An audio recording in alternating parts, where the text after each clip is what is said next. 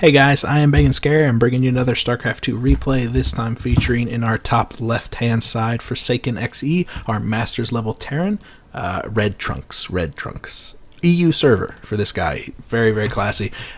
Also EU server for our Zerg in the bottom right is jOne from ReG, which I believe is ReG Gaming. I'm not 100% sure because that's just all I could find, but I'm going to go with like regular gaming or ReG. They could be a big fan of ReG for some reason. I'm a big fan of ZVT. It's by far the best matchup to watch. Sorry, Protoss. But it's just so incredibly entertaining, especially in the current meta, wherever you're dealing with those huge bio balls, those enormous AoE attacks from the Thors and the Widowmines, the incredible cat and mouse of the Mutas, being able to harass but also having to be terrified of the Terran ground forces. So it's a good time. It's a good time, and we're gonna have a good time because EU is by far coming to its own right in the last month. I don't know if you've noticed, but it used to be like the American, the SEA, and the EU server were all just considered to be trash compared to the Korean. But then all of a sudden you had like Iron Squid, and then you've had in the last couple of days the international tournament.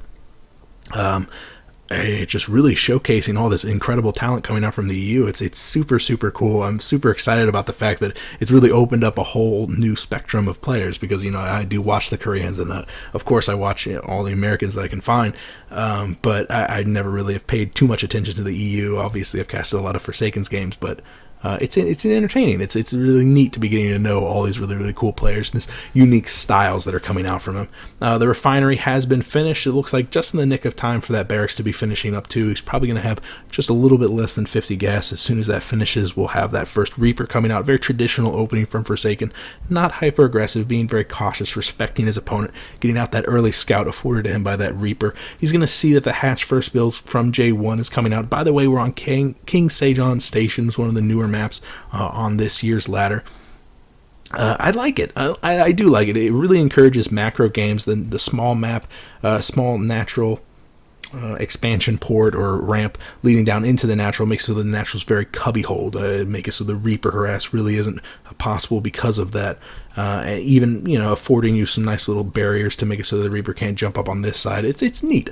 I like it a lot. The debris can be knocked out to really open up different avenues for attack later on. But in the early game, where you see a lot of those two-base all-in sort of play styles, it really shuts some of those doors, making it so it's easier for Zerg and Terran to stabilize on just one or two bases. Speaking of one or two bases, the third is pretty much always this guy down here. Sure, you could try to convince yourself to move up here, or maybe even knock down the debris, but let's be honest, you always go for the one farther away from your opponent, just because it's easier to defend. 2 queens and 6 Zerglings popping out on the production tab right now as Forsaken makes his way in with that first Reaper. He's not going to see much. Oh, wow, look at this play.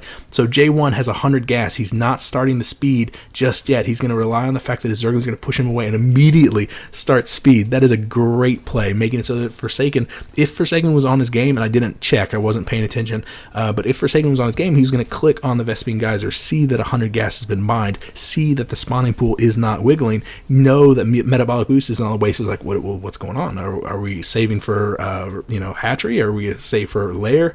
Are we saving for a roach warren? So now he's going to be nervous. He's going to really want to get in there, and the queen is already positioned to deny that scout. The Reaper is in good enough health, or was in good enough health, that if he wanted to, he could probably suicide in and actually see the spawning pool. But I don't know. Forsaken might be feeling like he needs to blow a scan. I don't know. He's not seeing double gases being tapped right here, so he's going to know that it's not like a super tech play or anything like that, like no early spire. But he might feel insecure enough to actually blow a scan later on, and that could be a major coup for jOne, especially considering the fact that we're just seeing a very traditional opening from him. He is getting another queen, but that's more for defensive play. He's going to use 2 or 3 of them to actually work on the creep, and at the same time, the drone is moving down to the south side, and it looks like that Reaper has been fetched all the way back home. Yeah, fetched all the way back home, denying any sort of map presence from Forsaken. He's going to actually be retreating because of the metabolic boost that's now been revealed on these Zerglings right here, and so now he knows exactly what was going on, but still that moment of indecision, that moment of worry was enough that it actually afforded a small advantage to jOne, and that advantage is the fact that he got his hatchery down here without any sort of harassment, without worrying about the Reapers or those Hellions. And now those Hellions are feeling confident enough to push out, but it's just because he's got 4 of them and 2 Reapers, and we're not going to see this group split up very hard. I know this guy's splitting up from the group, but he's going to come back together. You have to believe me on this one. Creep spread's pretty good too, especially with 2 queens working on it and another queen back at home to do the hatchery. The roach warren is going to be finishing up, but I don't think this is for a roach push. I think this is just for this right here. Handful of roaches are going to be popping out. Usually it's like 4 or 5. And I have no problem at all keeping Forsaken in check, but what Forsaken's trying to keep in check is this creep spread. He did focus down 2 of those creep tumors, and he's just waiting for the creep tumors to spread forward. These queens really don't want to get frisky just because the regenerating health from the Reapers makes it so that it's very easy for one of those Reapers to score a snipe down on those queens, and that would be absolutely massive. Look at that. The creep tumors are pushing forward at the same time the creeps throw down their own creep tumors, and it's right whenever the roaches are now out on the field. So those roaches have revealed themselves pushing forward, not taking down those Hellions, but oh no, the roach is just tanking all that damage. They're so resilient to those Hellions, and really going to be forcing Forsaken to go back. Now that these roaches are out on the field, I foresee no problem at all for jOne to actually get out there and actually start spreading a bunch of creep. Yeah, Lair is now on the production tab, using up the last of that little gas that was mined. He probably just had 1 drone going back and forth on that extractor, but that early Lair is going to transition to some early tech. We do see double Evo chambers coming down, but that early gas expenditure is reflected on the fact that we don't have a bunch of drones going to be working on this third base. I mean, here we are at the 9-minute mark. The third base is just now finishing, still no drones on it. And that's because jOne is pushing so heavily into his own tech. I fully expect to see a Spire being thrown down immediately after this layer is done, opting to go for the 1-1 and the Baneling Nest. Okay, that's fine. It's just going to make it so that he's going to have a little bit more of an intimidating force immediately, rather than, you know, investing even further into the long run. But that's fine. That's fine. And Forsaken's going to be worried. I mean, he's seen those roaches out on the field right now. He's probably concerned back at home. He's got a full wall off, showing us exactly how you're supposed to deal with this monstrous ramp. Actually throwing down 2 more of those bunkers, and that was immediately after he saw 5 of these roaches actually dealing with his Hellions. I think it's an overreaction. I think you could keep these Hellions back by this creep, play a little bit more cat and mouse. Even if there's a million roaches down here, those Hellions can still outrun them, especially whenever they're off creep. And the possibility of sniping a creep tumor, the possibility of seeing that there's a massive roach all-in coming is incredibly helpful. I think it's an overreaction to retreat fully with those Hellions, but the fact that they're positioned up here probably tells me that Forsaken just retreated for a second, like clicked it far away, and then forgot to come back and bring them closer to the creep. 1-1 is going to be finishing. Forsaken already has stem, and the combat shield's coming out. At the same time, 1-1 is halfway done for jOne. Oh, third base is already moving out for that orbital command. It looks like he's actually feeling secured. Oh, he did cancel all those bunkers, so Forsaken realizes that it's not an impending roach all-in. I mean, we're at the 11-minute mark right now. All of his upgrades are now going to be clicking off to finish. He even had a armory on the way, so maybe he's thinking about doing something cute with his Hellbats, Hellions right now, but time will see. Time will see. Spire is almost done. We do see a macro hatch also coming out, 800, 900, so we'll see a healthy swell of probably almost 10 Mutalisks as soon as that Spire is done. Pneumatized Carapace also coming out, so yeah, he's going to be getting pretty ballsy with the Overseers, probably going to be making some mobile detection to make it so that he can actually combat the inevitable Widow Mine switch that is going to be coming out. Yeah, we do see the factory still on that reactor, so we'll be seeing a lot of those Widow Mines probably. I mean, we did see that armory. It's not impossible to see a bunch of Hellions, but I know that this heavy bio play, which we can see coming out with the 2-2 already on the way, really lends itself to a lot more Widow Mine play, rather than, you know, Hellbat drops. There's better things to spend your medevacs on than just doing a Hellbat drop. It's not like it's full on mech or something like that, right? Fourth base being constructed by jOne in a very weird location. I mean, he'd love to see it up here, but Forsaken has already indicated the fact that this is too exposed. He came in here, sniped all of those creep tumors, and then left with no challenge at all from jOne. But this is why jOne now has up almost, what is this, 10, Mutalisks out on the field. Did I say 10 earlier? Oh my goodness, I'm so good at this. 10 Mutalisks already made, and those Mutalisks are going to be able to swing in here on the south side of that natural, but too many Marines are in location. Remember, those Marines have stem, and Forsaken remembers, pushes forward, trying to get a snipe down on those guys. At the same time, it looks like the drop down here is going to be repelled, just because Forsaken now knows that those Mutalisks are there, knows that if he wants to push in there, he's not going to be able to do too much. And remember that there were some Overlords scouting out this location. The fact that they're dead now means that jOne is aware that that drop was impending. Vehicle weapons +1 on the way. I'm not 100% sure if that's going to just benefit the Widow Mines or if it's some sort of Thor, like thinking incredibly long term. I'm not sure if that's standard or not. I'm not 100% on what the Terran's supposed to be doing in this matchup. The Infestor pick coming down awfully early at the 14-minute mark.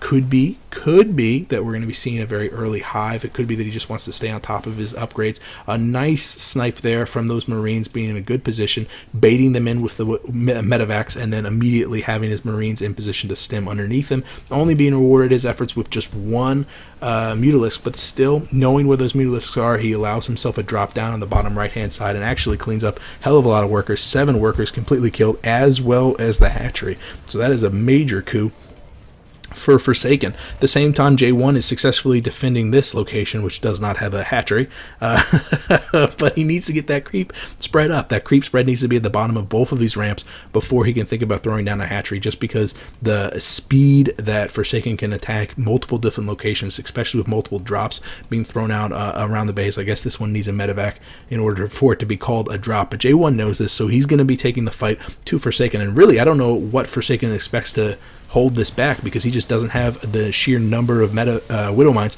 necessary to hold back this sheer number of Banelings. I mean, look at those Banelings. Really good splits from Forsaken, mitigating a lot of the damage, but there's just too many Banelings. Everything is cleaned up, even the roaches from earlier, all 5 of them that were made, making their way into the third base, and it looks like that third base is going to get cleaned up. 8 workers killed for Forsaken, 20 killed for jOne. That's almost a 3-fold investment. Even the bunker going down with 3 SCVs inside of it, they all died. That's terrible. Really, really good play here from jOne, though, being very, aggressive. It looks like there was a counter drop in the main, but with 2 queens in the location, or just, yeah, there was a second queen up for that macro hatch. And a handful of Zerglings also. Looks like that's going to get cleaned up. Speaking of being cleaned up, the Marines pushing, where are the Mutalisks? Oh, they're dealing with that orbital command. It does go down. It looks like the Mutalisks, oh my goodness, that's an impressive hit there. Absolutely fantastic. A good salvaging for Forsaken, but remember, he did lose his third base. It looks like he's moving in an orbital from, it was his natural, or his main orbital. That's bad. I mean, you definitely don't want to have to do that, but he definitely needs to do that. What else is he going to do? He can't just build a CC. It takes forever. 3-3 is almost done, though, so Forsaken has been investing heavily in his own tech. I guess, that's obviously what that armory was for, is to get it so that 3-3 can come out, and he's just, I don't know. He still has his infrastructure. He doesn't have his money. He's only got 200 minerals. He's got a hell of a lot of gas saved up. He has not succeeded in landing that orbital command, so that's terrible. But he has succeeded in getting another cancellation, I guess, on this hatchery. He might have just killed it again. It could be that it was just being reconstructed and then he came down and sniped it. Not important. What is important is the fact that jOne, even though he is on 3 bases, is almost mined out in his main, and Forsaken is only on 2 bases, and it's legitimately 2 bases. It's not like he has an extra orbital back at home to throw down some extra mules. No, he is starved. In fact, he really doesn't want to blow a bunch of scans, which is why he's not keeping his money, his units far afield. Even though Forsaken has these 3-3 Marines out on the field right now, he's missing out on a very key and important aspect of his composition, which is these Widow Mines. There's only 4 of them right now. He can't be hyper aggressive because he has no AoE that can deal with all of these Zerglings, can deal with all of these Banelings, and then it can make it so that these Widow Mines have to be afraid of sweeping in from random directions. Those Widow Mines are incredibly crucial, and it doesn't seem like it is, because when an actual fight goes on, you fully expect something else to actually be doing the damage. But no, those Widow Mines do a lot of damage, especially whenever the splash damage is just softening up something so that 1 or 2 volleys from the Marines can take care of them. Alright, so the Widow Mines are pushing forward, only 4 of them. It looks like Forsaken is actually taking advantage of the high ground, is going to be nestling over in this little nook right here. A handful of Marines on the low ground are going to get cleaned up. Speaking of getting cleaned up, those medevacs have to be incredibly careful. They are. Wow, they're very, very quickly pulling back to the welcoming arms of those Marines. Not enough Marines up top to make it so that if jOne isn't going to get smart with these banelings, then there's not enough Marines up there to prevent these banelings from killing all of them. That choke can only go so far. Eventually those banelings are going to connect and everything's going to die. So Forsaken's basically trying to bait in these Mutalisks into these Marines, and then once the banelings reveal themselves, he'll pull back, and that's exactly what he succeeded in doing. A little bit of damage to the hatchery is enough to pull in half of the Mutalisks. At the same time, there's banelings coming in from the left side of the engagement, and it looks like everything is going to get cleaned up, but the cavalry has arrived. Forsaken pushing in with another round of 3-3 Marines, being very cost effective against just the banelings right now. Wow, look at that split. That is a great split, but just not enough. jOne is in a commanding lead right now. He's got a very impressive ground army. However, Forsaken is using this aggressive posture that he's been taking in order to get this fourth base out, and that cannot be discounted. The fact that he now has his fourth base, it's going to be made into a planetary fortress just because of the aggressive location, but that's a big key for him, especially because his natural is totally mined out now. The main is totally mined out for jOne. It looks like the natural is getting mined out. Still plenty of minerals left though, and the third and on is totally fresh. It's to the point now where jOne doesn't even need all the bases that he has. But wow, look at this! A lot of Widow Mines being added into the mix. Forsaken actually finding something to spend all that gas on. It looks like this fourth is completely unassailable. We have a drop coming in from the north side of the main base. Forsaken's going to be pushing in, but there's really nothing to take here. I mean, this hive is way too robust, especially with two queens protecting it, and then the Mutalisks are just on the opposite side of the map, but the Zerglings are in the area actually to defend it. So this drop is not going to do anything. What he needs to drop is the mineral lines. What he needs to do is force everything to come back home, but the drop was cleaned up so very quickly that these Mutalisks are going to be able to push in here, and they have +2 weapons right now. We have Adrenal Gland upgrade coming out for those Zerglings, so jOne is just going to have an absolutely dominating ground force in just a handful of seconds. He's at 200 over 200 with 4 more Mutalisks on the way. Ooh, a nice volley from that Thor. He would love to get a handful more javelin missile shots, and yeah, that's exactly what he does. Not doing nearly as much damage as I would expect. Is he in the right mode? I'm going to assume so. I believe you come out in the right mode with the javelin, with the AoE and whatnot. I don't know, maybe they just weren't clustered enough. It looks like the Marines are giving chase, and with that Thor there, these Mutalisks have to be incredibly careful. Oh no, he needs to engage with the... Oh my goodness. More than half of the Mutalisks go down because the Zerglings and the Banelings were not engaging. jOne being caught with his pants down and losing half of his supply just almost instantaneously in those Mutalisks. At the same time, the Banelings and the Zerglings, with their incredible upgrades, are enough to clean up the ground force from Forsaken. But, I mean, he went from 200 to 160, now to 130 to 150.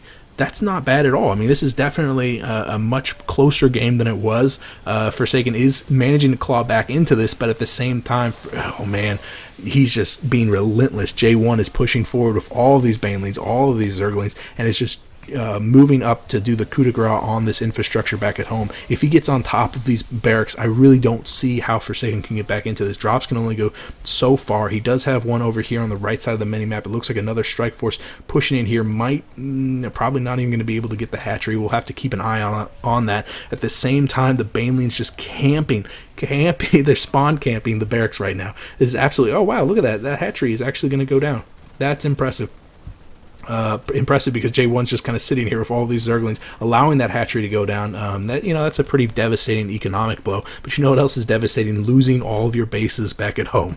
So Forsaken, even though the supply count is telling you that it's pretty low or pretty close to each other, the fact that Forsaken has lost so much of his infrastructure, so much money is just gone. I think eventually he'll be able to fight this back. We don't see a huge swell of Zerglings moving across the map. It looks like the majority of them over here defending this fourth base, but this infrastructure is gone. I mean, that is absolutely brutal. A lot of Widow Mines are out on the field though, so I guess these Mutalisks will have to be very, very careful back at home, making 10 of them, 6 of them still out on the field. So yeah, jOne succeeded in losing all of his force, but he exchanged that for the majority of Forsaken's base. I mean, this natural is gone. The main, he's only got 1, 2, 3, 4, 5 barracks, and with 3 more being made right now. That's just not a healthy infrastructure. I mean, you need the Terran war machine. You need to have this parade push of just constantly streaming Marines and Widow Mines so that you can kind of combat the swarm mechanic from jOne. But jOne is shying away from those Widow Mines just for the time being. Does he have Overseers? Yeah, he's got 2 Overseers with him, and he does have enough Mutalisks to actually one-shot them. I believe you need like 9 Mutalisks to one-shot a Widow Mine. I probably even less now that he's got so many upgrades. I mean, +3 on the Mutalisks is really, really impressive. The 4th base is going to be shelled down. A lot of those SCVs, the majority of them are not going to make it over to their to any form of safe haven. I don't know where a safe haven would be. There's just not enough Marines out on the map right now to combat this many Mutalisks. It looks like the base down here in the bottom left has been cleaned up. Some of the creep has actually been pushed back, but jOne is really just falling apart by the it's the aggression. It's the aggression. Forsaken is being so aggressive in so many different locations that jOne is being forced to use his Mutalisks on one side of the map and then push in with his Zerglings and then push in and then make Banelings. And I just don't know if he can keep up with the multitasking that we see out of Forsaken. He manages to take out another hatchery, and now, I mean, the natural's gone. The main is gone, totally mined out. The 3rd is almost completely mined out, so all of a sudden Zerg is on no mining bases. Something that would have been so easy for jOne to defend, both of those bases. He had Zerglings, he had Banelings, he had it on creep, and he has a healthy number of Mutalisks. Instead, the aggression, I mean, look at that spread. Really nice spread from Forsaken. The aggression is just kind of tearing jOne apart. I feel like he's lost the advantage that he had coming into this. He's still got a ridiculous amount of gas, but he just doesn't have the lead that he once had, and that's primarily because the damage that Forsaken is doing is to the economy, and the damage that jOne is doing is to the infrastructure, is doing to the Marines, forcing another cancellation down on that hatchery. He's just barely got enough to rebuild both of those hatcheries, and it looks like this one down here in the bottom left is completely on lockdown from these Widow Mines. So even though there is a drone coming in there, it's not long for this world. Oh, that Widow Mine is going to get cleaned up by the handful of Mutalisks, but like I said, he needs 9 of them to target them down. I think he only has 6 or 7 right now. 6. It's just 6. That's how many boxes there are. Is 6. But it looks like that Widow Mine is going to be exchanging blows with those Mutalisks. Does not want to push in there because only a handful of them have enough health to actually tank that sort of AoE. It looks like he suicided in a Zergling, so that's okay. Eventually going to clean that up, but the hatchery over here now is completely undefended, and Forsaken now knows it's scanning up on the high ground. Where are the Zerglings? Yeah, with the scan you need to know that there's going to be a push, and with the slow reaction from jOne, the Marines are right on top of them. The creep has been pushed back. There's no Banelings at all. That hatchery doesn't even get canceled. It just dies. Starport being remade so that eventually this ground pushing is going to transform into air pushing. We're going to see drops again, and there's nothing to support these Mutalisks. He does have the number of Mutalisks, but there's nothing in the ground to actually soak up the damage, and all of the Mutalisks are going to die right here. No, oh my goodness, only 3 of the Mutalisks survive, but those 3/3 Marines do die at such a heavy cost. With only 3 Mutalisks now on the field, Forsaken, for whatever reason, has I believe won this game. I mean, what else can jOne make? He's not harvesting any minerals at all. It's like, yeah, so he GG's out. Man, that is brutal, because I feel like that first push into the 3rd just totally won the game for jOne. He did so much damage, forcing, the orbital command went down, forcing Forsaken to relift off his main and transfer it over here to the 3rd. Like, that is brutal. It's absolutely brutal, and you can see how skin of the teeth it was, because every single one of his orbital commands is either on a dead base or destroyed. He lost his main, he lost his natural, he lost his 3rd. And the 4th is the only place left, and there's nothing to defend it from the air at all. It was all skin of your teeth. Just, have a handful of Marines rally to this location whenever they're made. Maybe there'll be enough to deal with the Mutalisks. I feel like the turning point from that first engagement was that volley from the Thor onto the Mutalisks, and then those Mutalisks just sticking around and being chewed apart by those Marines with the enormous Zergling and Baneling ball that was just kind of like dicking around right here. Just could have engaged with his entire army, and then jOne didn't. Because, I don't know, Forsaken was out of position. Maybe he was expecting Forsaken to be somewhere else. Maybe he was expecting Forsaken to be more defensive. But that's basically the what happened today, was that Forsaken was not defensive. He was offensive, and that kind of pulled jOne into multiple directions. It was awesome. It was a good game. I told you it was going to be a good game. If you guys have a good game that I could cast, you could PM me here or on Reddit. One way or another, I will see you guys later. I am Big and Scary.